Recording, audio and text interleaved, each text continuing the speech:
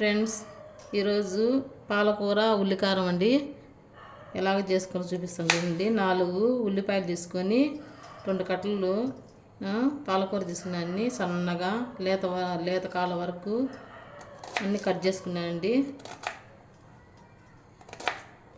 4 ఉల్లిపాయలు తరిగినానండి. వెల్లుల్లి రెబ్బలు 2 స్పూన్లు వేసుకోండి. మీకు ఎక్కువ కారం తినాలనుకుంటే ఇంకా ఎక్కువ వేసుకోండి.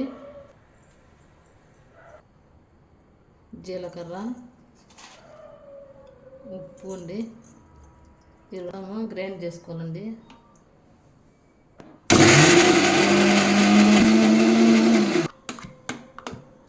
మెత్తగా లేకనండి ఇట్లా ఉల్లిగడ్డలు ఆడ పంటి కింద పడేటట్టుగా గ్రైండ్ చేసుకోవాలండి.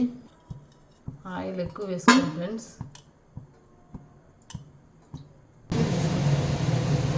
4 వెల్లుల్లి రెబ్బలండి. ఆవాలు, జీలకర్ర,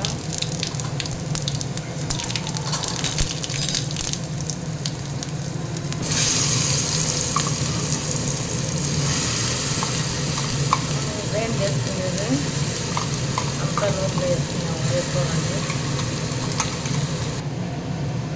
బాగా సిమ్లో పెట్టి ఫ్రెండ్స్ ఇట్లా ఉడికించుకోవాలి ఫ్రెండ్స్.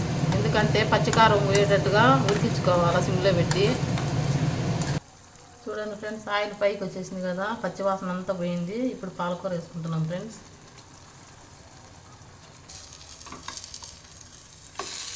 బాగా కలుపుకోవాలి ఫ్రెండ్స్. ఇట్లా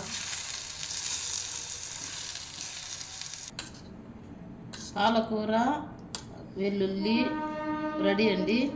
వేడివేడిగా అన్నంలోకి కానీ చపాతీలోకి కానీ చాలా టేస్టీగా ఉంటుంది ఫ్రెండ్స్. మీరు కూడా ట్రై చేయండి ఫ్రెండ్స్.